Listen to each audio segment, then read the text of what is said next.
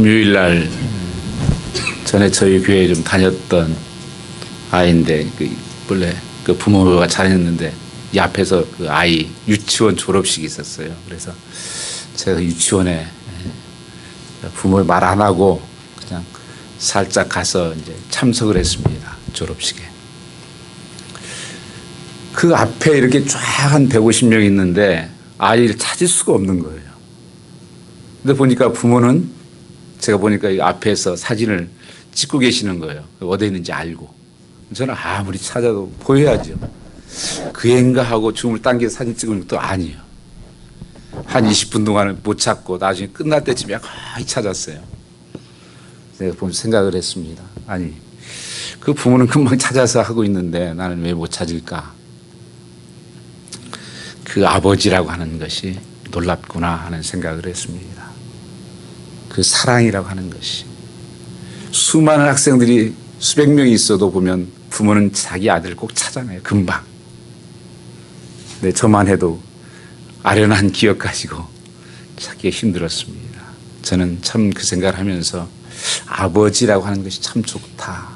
그래서 저도 그 고백을 많이 합니다. 하나님 아버지 사랑합니다. 아버지. 여러분 힘들 때나 어려울 때나 잘 때나 주물 때나 나의 아버지. 그 하나님이 나를 사랑하신다. 그래서 우리가 주기도문할 때도 그렇죠. 하늘에 계신 우리 아버지, 나의 아버지.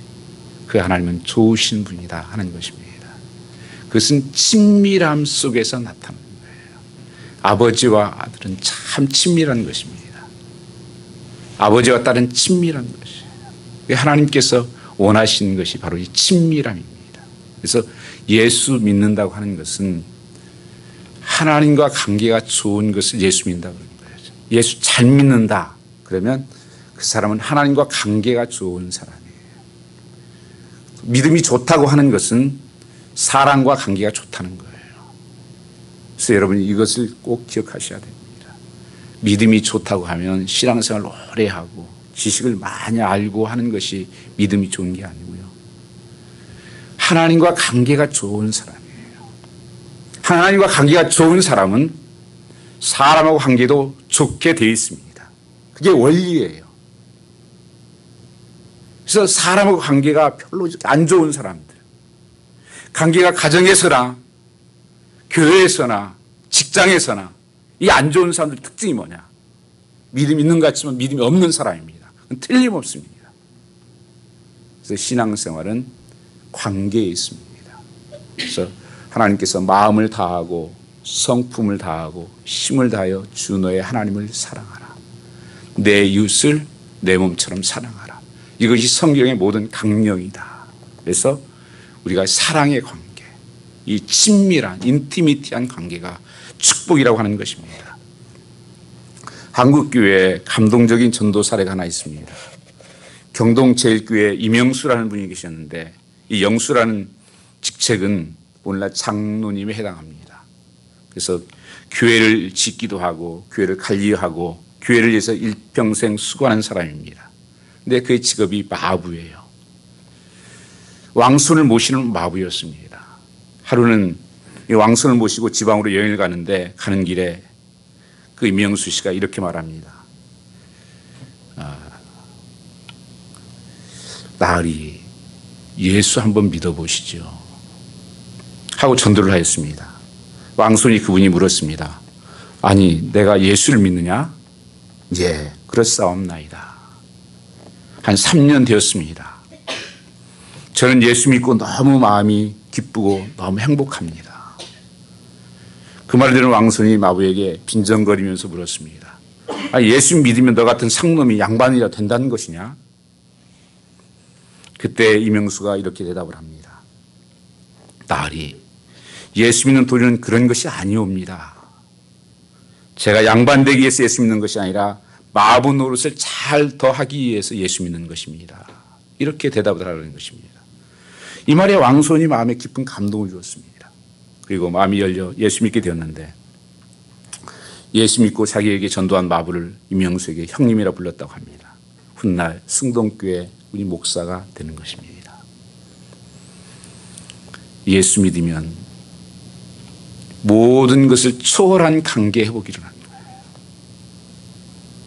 교회는 있는 자나 없는 자나 배운 자나 안 배운 자나 그건 상관없이 키 큰 자나 작은 자나 예쁜 자나 상관없이 이 관계 회복이 일어나요. 하나님 믿으면 그런 아름다운 관계가 일어나는 것이에요. 이것을 성경에 참 복이라고 말씀하고 있는 것입니다. 종교개혁이 당시 세상에 초래했던 두 가지의 역사에 기여한 것이 있습니다. 하나는 소위 모든 신자의 제사장직을 말했습니다. 만인 제사장이다. 그래서 성직자와 평신도의 높은 벽을 낮추었습니다. 그뿐 아니라 모든 직업의 성직성을 강조함으로 그 편견을 무너뜨리게 된 것이라고 하는 것입니다. 어떤 목사나 이런 성직을 가지고 있는 사람은 거룩한 사람이고 거룩한 일을 하고 있고 내가 세상에서 일하고 있는 것은 세상 일이다. 그게 아니었다는 겁니다. 이 일로 그것은 구분되는 것이 아니다. 내가 어떤 목적을 가지고 어떤 마음으로 하느냐가 하는 것이 중요하다는 거예요. 하나님의 영광을 위해서 하는 일이라면 그것은 다 성직이라고 하는 것을 말씀했던 것입니다. 이 마틴 루터킹 목사님이 하루는 워싱턴을 걷고 있다가 흑인 청리 청소를 하다가 말고는 지나간 행인에게 욕을 하고 또 그 빗자루를 들고 이렇게 어깨에 맸다가 막 엉뚱한 짓을 하는 거예요. 그를 보고는 조용히 다가가서 어깨에 손을 놓고 이렇게 얘기를 했다고 합니다. 형제여, 그대는 지금 하나님의 창조하신 아름다운 이 땅에서 하나님의 영광을 위해서 이 땅을 깨끗하게 하고 있다는 거룩한 자부심을 가지면 안 되겠습니까? 단순히 하나의 청소였지만 그것이 하나님이 창조하신 한 땅을 내가 쓸고 있다고 하는 깨끗하게 보존하고 있다고 하는 그 사명감이 없냐.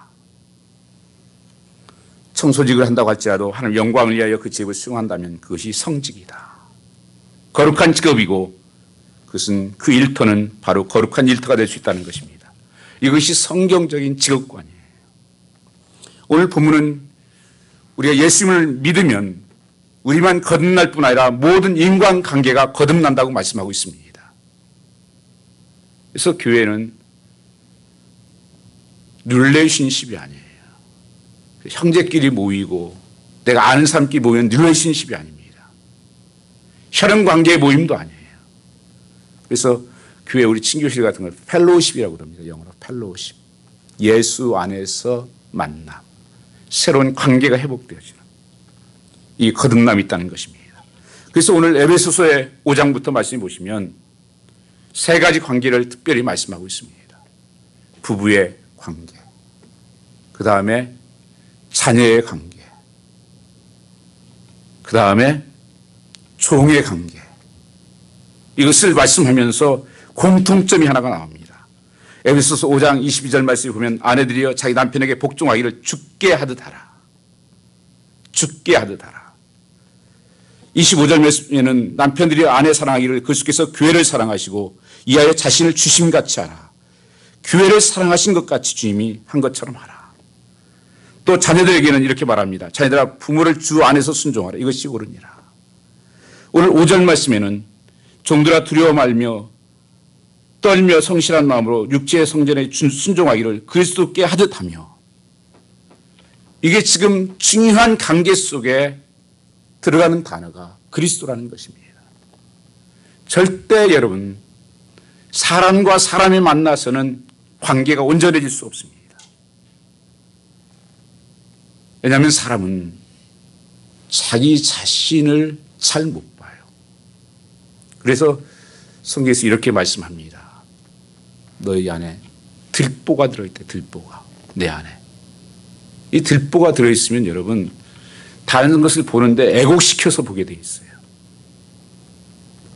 오히려 티만 본다는 거예요. 그래서 자기는 잘 못 보고 남애들은 티만 본다는 거예요. 그러니까 늘 판단하고 지적하고 정죄하는 일은 참 빠른 거예요. 그게 잘 보여요. 그것은요. 근데 진정으로 나를 보지 못하는 거예요. 그러니까 이 세상이 지금 복잡한 거예요. 여러분 이 세상 지금 돌아가는 것이 뭡니까? 관계가 다 끊어진 거예요. 부부의 관계들이 어떻습니까? 정말 사랑해서 예수 믿고 사랑해서 사는 사람들이 얼마나 될까?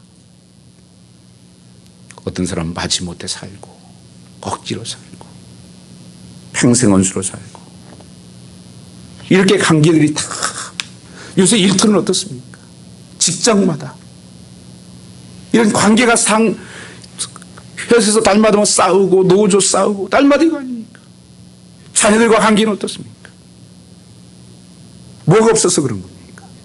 성경에서는 분명히 순종과 사랑을 말씀하십니다. 사랑하고 순종하는 관계가 이 모든 관계에 이루는 척도인데 이 순종이 이루어지지 않고 사랑이 이루어지지 않는다는 거예요. 그리고 관계가 다 깨져버렸어요. 또 한 얘기인데 어떤 아내가 죽었대요. 그래서 그 관에다 집어넣어가지고 조심스럽게 내려가는데 엘리베이터가 탔는데 안 들어가고 막 그러니까 관이 안 들어가고 그러니까 막 흔들면서 들어가고 막 이렇게 하다 보니까 죽은 그 아내가 깨어났대요. 이게 황당하잖아요. 그래서 다시 들어가서 깨어나가지고 했는데 또 깨어나고 얼마 있더니 또 죽더라는 거예요. 그러더니만 그 남편이 그러더래요. 다른 사람들은 다 나만 따라서 내가 다 인도할 테니까 날 따라서 오라고. 절대 흔들리면 안 된다고. 절대 흔들리면 조용히 내려가야 된다. 껍데기는 친한 것 같은데. 그새 아내들이 그런 얘기 딱 한다잖아요.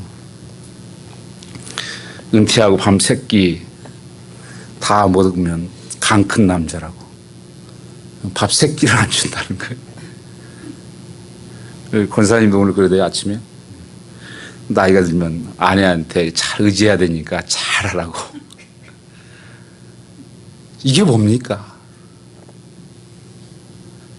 정말 사랑의 관계, 순종의 관계가 되지 않고 뭔가에 이제는 어떻게 잘 보여야 되고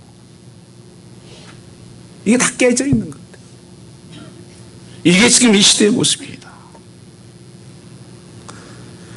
하나님께서 우리에게 사랑하라 하시고 하나님께서 순종하라는 것입니다. 그래야 이 행복하고 잘 사는 길이 되는데 오늘 이 예배소 교회를 통해서 주시고자 하는 말씀은 무엇입니까? 특별히 또 오늘 말씀은 종과 주인의 관계를 말씀하고 있는 것입니다. 그러면 우리가 우리 가정과 일터, 내 만나는 관계를 거룩하게 연결한 열쇠는 무엇일까요? 그것은 역시 관계에 있습니다. 관계의 변화를 중요한 본질적으로 본 것입니다. 교회에서도 마찬가지입니다. 지금 교회가 이 사랑과 순종으로 이루어져야 되는데 어떤 이익을 위해서, 어떤 이득을 위해서, 어떤 성취를 위해서 이루어지다 보니까 관계가 다 깨지는 거예요. 그러니까 삶의 열매가 없는 거예요. 요한복음 15장 말씀에 너희가 내 안에 거하고 너희 말이 내 안에 거하면 열매를 맺는다고 말씀하셨습니다. 이 관계가 좋아져야 붙어 있어야 열매를 맺는 거예요. 그래서 여러분 아무리 여러분 가정에도요 정말 부부가 사랑하지 않으면 절대 복이 안 됩니다. 교회도 마찬가지예요. 교회가 정말 사랑하는 공동체가 되지 않으면 축복하지 않아요. 그 축복이 되는 것 같지만 축복이 아니에요. 그래서 에베소서의 교회를 말씀하면서 이 에베소 교회 촛대로 옮겼다는 거예요. 사랑이 없어서 첫사랑을 너희가 잊어버렸다. 그렇게 말씀하고 있는 것입니다. 그래서 두 가지 강조되는 것은 순종하라는 것이고 하나는 기쁜 마음으로 즐겁게 우리가 사랑하라는 거예요. 그래서 일을 할 때는 순종하는 마음으로 기쁜 마음으로 즐겁게 하라. 오늘 그것을 말씀하고 있는 것입니다. 6절 말씀 한번 같이 읽어보겠습니다. 6절입니다. 눈가림만 하여 사람을 기쁘게 하는 자처럼 하지 말고 그리스도의 종처럼 오직 마음으로 하나님의 뜻을 행하여. 이 시대가 힘들고 어려운 이 관계 어떻게 회복되어야 됩니까? 이것이 지금 변질되어 있기 때문에 이것이 힘든 거예요. 사단이 그렇게 만든 것입니다. 사단이 순종해야 할 사람에게 불순종하게 만들고 사랑해야 할 사람을 이용하게 만드는 것입니다. 이렇게 바꿔놓으면 그 다음에 내버려 두어도 그것은 지옥이 될 수밖에 없어요. 순종의 관계가 깨져버렸어요. 사랑의 관계가 깨져버렸어요. 관계가 회복되는 것은 바로 주님이 중심이 와야 된다는 거예요. 그래서 주님이 그 안에 다 들어가 있습니다. 죽게 하더라. 죽게 사신 것처럼 하라. 주님이 삶의 중심이 되고 내 주인이 되고 왕이 될 때 이 관계가 회복됩니다. 다른 것으로 되지 않는다는 것입니다. 이 사람을 안드로포스라고 그렇게 헬라어로 부릅니다. 그래서 위를 바라본다는 뜻이에요. 사람은 위를 바라보는 사람. 상형문자 중국만자에 보면 받치고 있는 거죠. 의지하는 것. 그래서 하나님을 바라보고 의지하는 이것이 사람이에요. 그래서 사람은 위를 바라보고 살잖아요. 돼지가 못하는 땡땡이 뭔지 아세요? 돼지가 못하는 땡땡 두 가지. 아니 두 글자. 돼지는 절대 하늘을 못 봐요. 이 뼈가 15도를 다 꺾여 있대 항상. 동물들은 하늘 볼 필요가 없어요. 하나님의 도움으로 사는 게 아니에요. 이 동물들은 세상 것만 바라보고 있어요. 여러분 우리의 삶에서 하나님을 바라보지 못하면 동물과 비슷한 삶을 살 수밖에 없어요. 늘 우리는 내 속에서 하나님을 바라보는 아내 속에서 하나님을 바라보고 자녀들 속에서 하나님을 바라보고 그때 회복이 일어난다고 하는 것입니다. 사람은 이를 바라보고 의지하는 존재라는 것입니다. 신약에 종이라는 단어가 나옵니다. 오늘 여기 말씀에 보면 종이라는 종들아 그렇게 말씀하고 사도 바울도 자기 자신을 늘 표현할 때마다 종이라는 단어를 씁니다.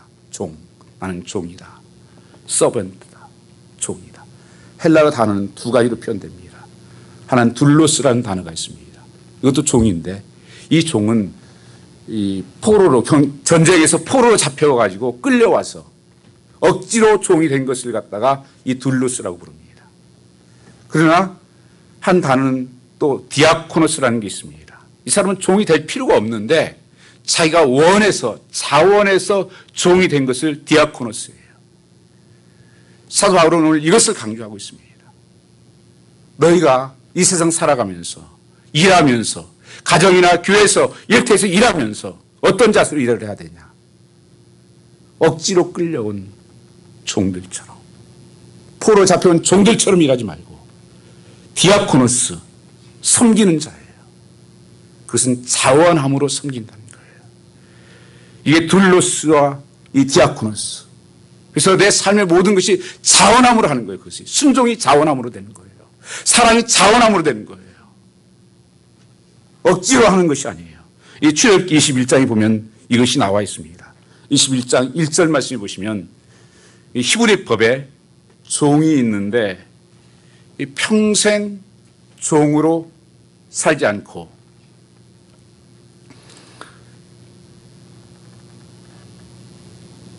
한번 같이 읽어볼까요?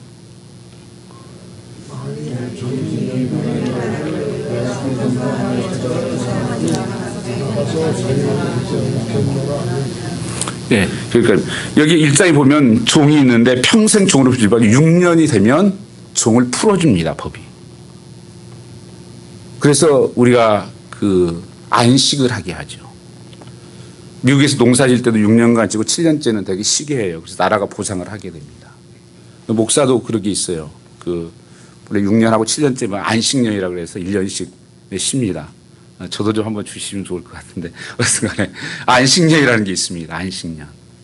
그래서 이 노예들을 쉬게 만들어요. 그리고 풀어주는 거예요. 그러면 이제 노예들은 돌아다니 쉬다가 다른 집에 가서 또 노예들 삶을 살아요. 평생 노예 삶을 삽니다. 그런데 다른 노예가 있습니다. 이 노예는 나는 주님이 너무 좋습니다. 나는 주님을 사랑합니다. 그래서 나는 나가지 않겠습니다. 나는 그냥 주인의 평생 종이 되겠습니다. 이 자원함으로 종이 되는 사람이 있습니다. 여기에 그렇죠? 내가 상전과 내 처자를 사랑하니 나가서 자유인이 되지 않겠노라 하면 이 지금 같으면 이제 법원의 재판장에 끌고 데리고 가서 사인을 하고 상징으로 뭐 하냐면 귀를 뚫습니다. 이 귀걸이를 달아요. 그래서 이 사람은 자유인인데 노예이면서 자유인이에요. 이게 디아코노스예요. 평생 나는 이제 자원함으로 종이 되겠습니다. 이게 다른 거예요. 같은 종이죠. 여러분 기 알고 들으세요? 기 알고 난 예수님이 평생 종이다 그러면 들으세요. 권사님 보니 기 들으신다. 난 예수 그리스도의 평생 종입니다.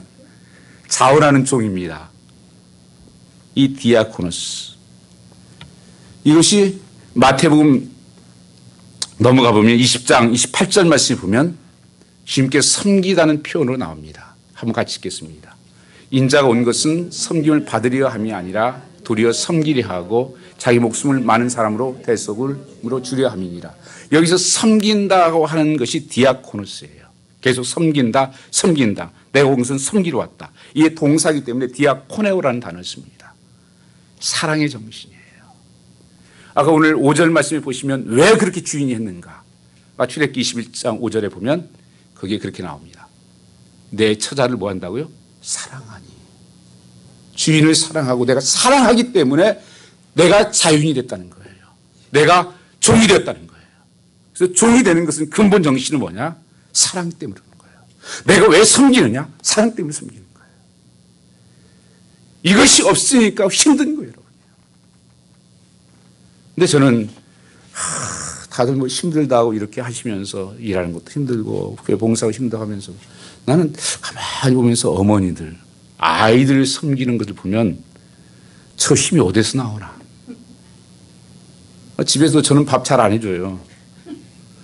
항상 이게 억지로 물어보고 이제 그냥 해주면 될 거 이거 물어봐요. 먹을 거냐 아니냐. 근데 애들은 안 물어봐요. 그냥 야 밥 먹어봐. 그러다가 먹어요. 그러다가. 그 힘이 어디서 나요? 그 능력이. 그 피곤한데도 해줘요. 저는 하나님께서 그걸 보여주셨다고 생각해요. 아, 누구에게나 이 사랑이 있으면 이 능력이 있구나. 피곤치 않고 힘이 있고 이 놀라운 게 있구나. 섬기는 것이. 그게 없으니까 힘들어지는 거예요. 관계가 안 되니까 순종이 안 되고 사랑이 안 돼요. 하나님께서 이 중요한 관계 중에서 우리가 해야 될 것이 이 디아코노스, 사랑의 정신, 자발적인 종이 되어 섬겼다. 여러분 오늘 살아가면서 가정에서나 여러분 일터에서나 교회에서나 어디서 살아가면서 성도는 그리스도의 종으로 살아가는 것입니다. 그런데 억지로 잡혀온 종이 아니라 이 디아코노스, 내가 자유함으로 내가 자원한 마음으로. 그래서 주님께서 제자들의 발을 씻어주시면서 내가 선생이 되어 발을 씻겼으니 너희도 가서 발을 닦아주어라. 이게 사랑의 정신이에요. 섬김의 정신입니다. 그래서 빌립보서 2장 5절 말씀 보면 이 마음을 품으라 그러지 말씀하잖아요. 이 마음이 뭐예요? 예수의 마음을 품으라. 이 마음으로 섬기라는 것입니다. 이 마음으로 일하고 이 마음으로 하나님께 사랑하고 순종하라는 거예요. 여러분 종이 상처받는 거 봤습니까? 종이 알아주지 않는다고 상처받습니까? 왜 상처받습니까? 왜 시험받습니까? 왜 남편에게 시험받고 아내에게 시험받습니까? 종이 내가 자원함으로 기쁨으로 했는데 왜 그게 상처가 되겠어요? 억지로 의무로 관계가 없이 하니까 이런 일이 생기는 것입니다. 오늘 본문은 순종과 사랑의 원칙을 상전과 종의 관계에서도 똑같이 적용된다고 말씀하고 있습니다. 육체의 상전에게 순종하라. 상전들도 종들에게 이어벌 그치라. 기쁜 마음으로 섬기기를 주께 하라고 말씀하고 있습니다. 이 두 가지 강조는 하나는 순종하는 것이고 하나는 기쁨을 하는 거예요. 즐겁게 해야 된다는 것이에요. 여러분 전혀 달라요. 어떤 사람이 그러잖아요. 어떤 일도 기쁨을 하면 피곤치가 않습니다. 해보세요. 여러분 아시잖아요. 아이들 여러분 섬기는데 어머니들 피곤합니까?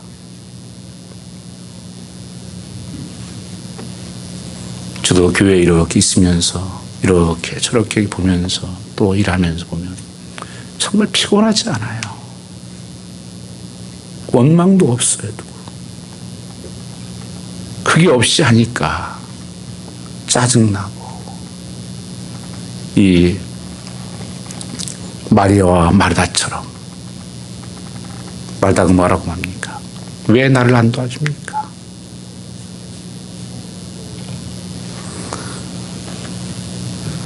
그런데 중요한 것은 왜 그렇게 하느냐는 것입니다. 눈가림만 하여 사람을 기쁘게 하는 자처럼 하지 말고 그리스도의 종들처럼 하나님의 뜻을 행하고자 하는 것이다. 사람 기쁘게 하는 것이 아니다. 그것이 결국 그것이 주님의 일이라는 거예요. 그래서 주님께 하듯 하라는 것입니다. 그뿐 아니라 8절에 말해요. 그 축복을 너에게 주시겠다고 말씀하고 있는 거예요. 사람에게 보이려고 눈가림하고 쇼하지 말라는 거예요. 뭐 하려고 그러면 누가 보나 안 보나, 좀 목사님이 쳐다보고 있나, 오늘 교회 왔는데. 그래서 사도 바울이 갈라디아서 1장 10절 이하에 보면 사람 기쁘게 하면 그리스도의 종이 아니다. 하나님 기쁘시게 하기를 원한다. 여러분 삶 속에서 하나님을 기쁘시게 하는 것, 사람 보여지고 쇼하고 이런 것들을 하는 것이 아니라는 거예요. 그건 여러분 둘로스 종이에요. 억지로 종된 사람들이에요. 그 사람은요. 참된 그리스도의 종들은 그렇지 않습니다. 사람 기쁘게 하지 않고 하나님 기쁘게 한다. 하나님 뜻을 행하고 있는 것이다. 내가 이 일이 지금 하나님을 행하고 있는 것이다. 하나님 나라를 위해서, 하나님 복음을 위해서, 내 가정을 위해서, 내 일터를 위해서. 그래서 내가 가는 곳이 복이 되는 거예요. 이것이 바로 우리 성도의 살아가는 삶의 축복이라고 하는 것입니다. 아마 이런 예화를 들으셨을 것입니다. 저도 어렸을 때 들었던 예화가 생각이 났습니다. 세 사람이 예배당을 건축하는 일터에서 일을 하고 있었습니다. 지나가는 사람이 이들에게 묻습니다. 무슨 일들을 하고 계십니까? 첫째 사람이 답하기를 보면 모르겠어. 돌을 깎고 있어. 둘째 사람에게 물었습니다. 그 사람이 답합니다. 무슨 일을 하다니요? 돈을 벌고 있지 않습니까? 그때 세 번째 사람은 이런 대답을 했다고 합니다. 예, 저는 지금 하나님의 집을 짓고 있습니다. 동일한 장소에서 동일한 일을 하고 있는데 전혀 생각은 다르다는 거예요. 누가 행복하겠어요? 누가 복되겠습니까? 그래서 성경에서 오늘 단마음으로 하라는 거예요. 단마음으로. 본문은 더 나아가서 이렇게 즐겁게 성실하게 일터에서 일하면 당장 보상이 일터에 주지 않더라도 8절 말씀 같이 읽어보겠습니다.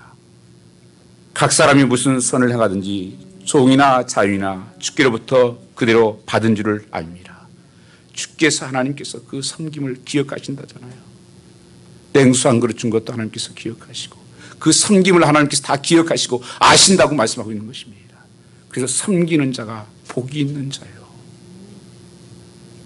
그래서 창세기 13장 말씀을 보면 아브라함이 하나님께서 이렇게 말씀합니다. 너는 복의 근원이 될지어다. 내가 가는 곳이 복되게 될 것이다. 창세기 39장에 요셉이 가는 곳마다 하나님 함께 하심으로 그 가정이 복되었다는 거예요. 여러분 내가 가는 곳, 내가 그 집에 갔더니만 하나님께서 보내셔갖고 하나님의 뜻을 이루게 하셔서 그 집에 가서 내가 복음을 전하고 내가 들어와서 그 집이 복음화가 되고 그 집이 복되고 형통케 되고 그분이 교회에 오니까 교회 복되고 그분이 일터에 갔더니만 그 일터가 복이 되고 이런 사람이라는 거예요. 성도는요. 그래서 성도는 가는 데마다 복을 빌어주라고 그러잖아요. 전도하러 나갈 때도 가서 집집마다 가서 먼저 복을 먼저 빌어줘라. 축복해줘라. 성도는 축복을 주는 자예요. 이것이 거룩한 우리의 사명이고 터전이라는 하는 것입니다. 그래서 개혁자들은 직업을 소명으로 보케이션을 받습니다. 그는 어떻게 순종하고 사랑할 수 있습니까? 이게 내 힘으로 되는 것이 아니라는 것입니다. 순종과 사랑에 대해서 안다고 되는 것이 아니고 우리는 타락한 본성으로는 가르치고 배워서 되는 것이 아닙니다. 정말 거듭난 자가 되어야 된다고 하는 것입니다. 어떤 사람이 거듭난 자입니까? 십자가의 은혜로 제상을 받고 예수님을 마음에 모신 자입니다. 한마디로 예수님을 믿었다면 상전을 대할 때 눈가림하여 사람을 기쁘게 하는 것처럼 하면 안 된다는 것입니다. 예수님께서 마음에 계시니 마음으로 하는 뜻을 행하고 기쁜 마음으로 섬겨 죽게 하다라는 것입니다. 성전들에도 그 종을 사랑하라고 하지 않았습니다. 성전들아 9절에 보면 너희도 그들에게 이와 같이 하고 이업을 그치라. 이는 그들과 너희 상전이 하늘에 계시고 그에게는 사람을 애무로 취하는 일이 없는 줄을 너희가 압니다. 하나님은 사람을 애무로 보지 않아요. 우리의 있는 모습 그대로 하나님께서는 받으시는 분입니다. 그렇게 사랑하시는 분이에요. 예수님을 믿고 거듭난 사람은 반드시 그래서 죄에서 떠나가게 되어 있어요. 요한일서 3장 10절 말씀 한번 같이 보겠습니다. 요한일서 3장 10절 말씀입니다. 같이 보겠습니다. 이러므로 하나님의 자녀들과 마귀의 자녀들이 드러나나니 무릇 그를 의를 행치 아니하는 자는 또는 그 형제를 사랑하지 아니하는 자는 하나님께 속하지 아니하리라. 마귀의 자녀들하고 하나님의 자녀들이 드러난다 이거예요. 의를 행치 아니하는 자나 그 형제를 사랑하지 아니하는 자는 하나님께 속하지 않은 자라는 것입니다. 여러분 무서운 말씀으로 들으셔야 돼요. 고린도후서 1장 13장 5절 말씀에는 너희 믿음 안에 있는가 너희 자신을 시험하고 너희 자신을 확증하라 그렇게 말씀하십니다. 우리가 정말 내 안에 계신 예수님을 바라보고 살면 죄를 짓지 않고 살 수 있다는 것입니다. 초대교회에 있었던 아름다운 관계에 대해서 한 가지 말씀을 드리고자 합니다. 빌레몬과 오네시모의 관계입니다. 오네시모는 본래 골로새에 살던 부유한 그리스도인 이 빌레몬, 사도 바울의 이 오네시모는 노예였습니다. 빌레몬의 노예. 그러나 어느 날 주인 빌레몬에게 상당한 재산의 피해를 입히고 노마로 도망을 칩니다. 오네시모가. 그런데 그는 노마의 감옥에서 놀라운 하나님의 섭리 가운데 바울의 전도를 받게 되고 예수를 믿게 됩니다. 그래서 사도 바울 나오되 갇힌 중에서 낳은 아들이라고 말합니다. 그러나 어느 날 이제 오네시모가 진정한 예수 믿고 이제 하나님 앞에 쓰임 받기 위해서는 주인과 관계를 회복할 필요를 느꼈습니다. 그래서 사도 바울이 도망친 노예를 붙잡아서 다시 보냅니다. 빌레몬에게.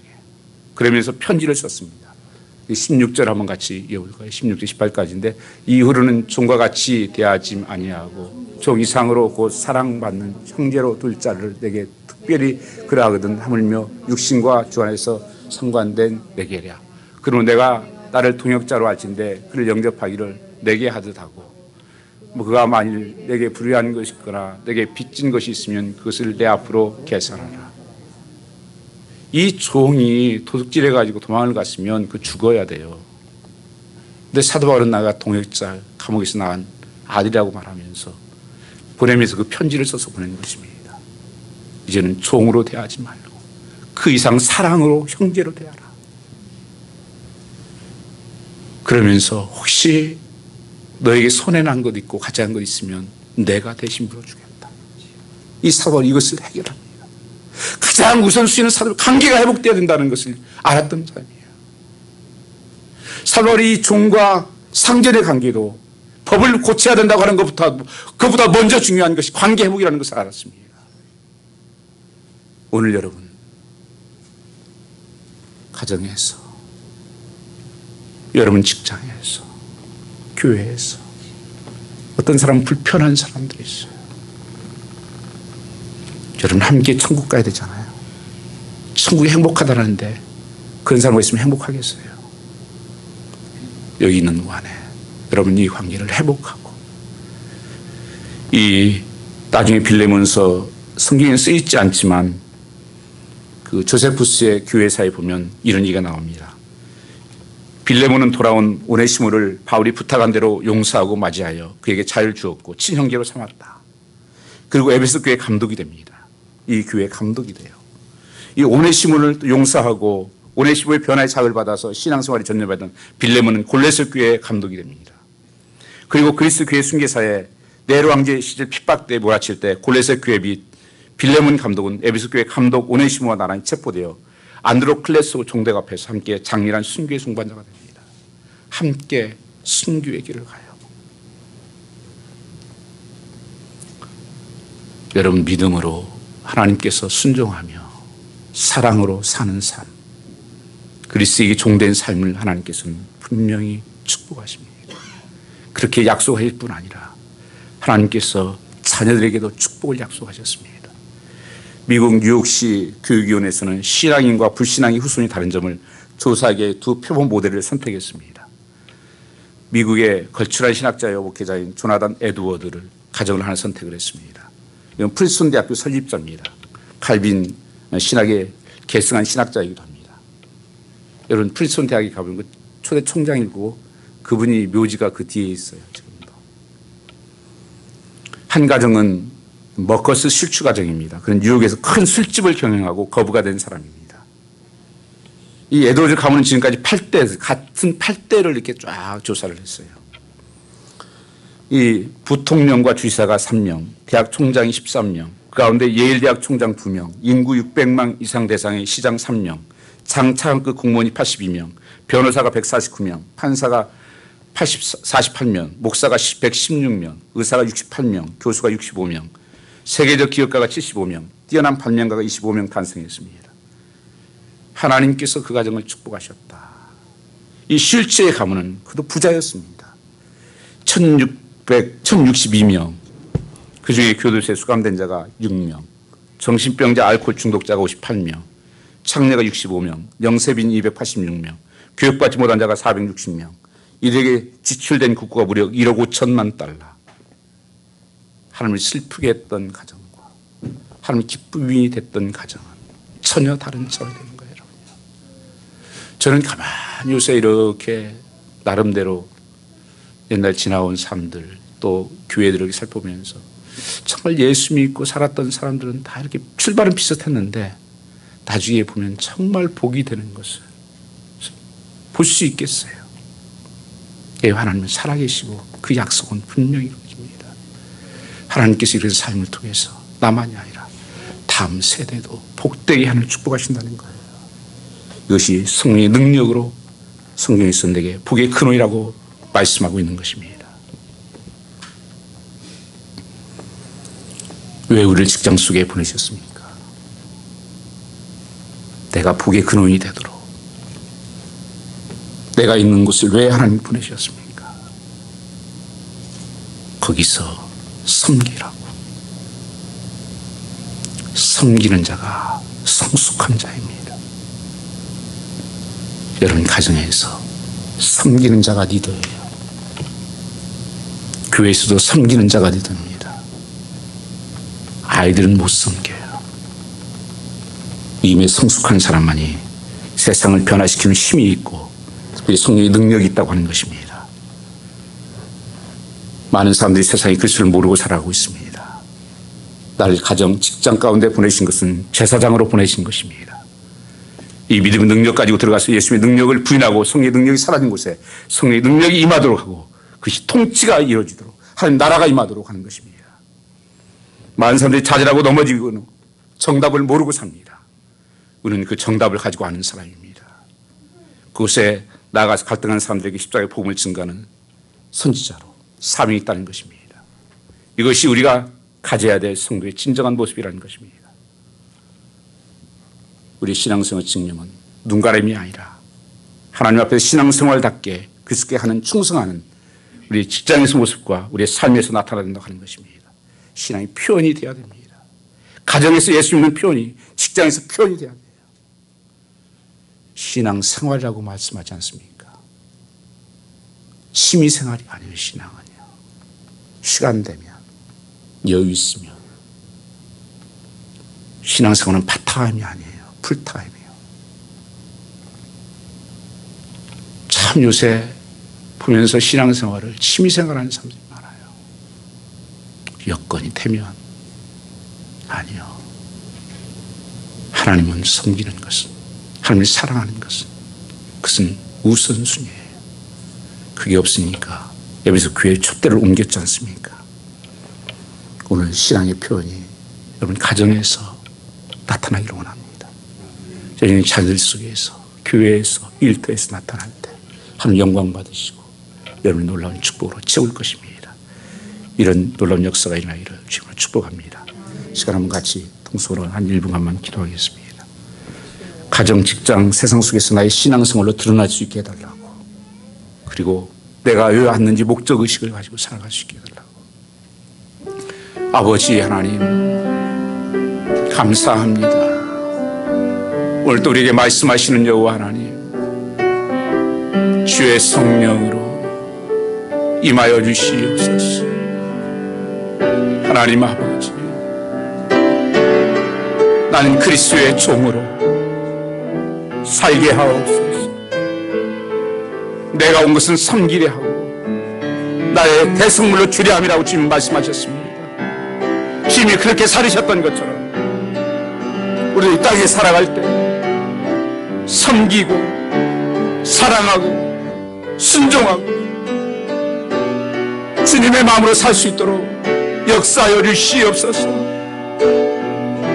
하나님, 자원하는 종이 되기 원합니다. 무엇을 하든 기쁨을 하게 하여 주시오.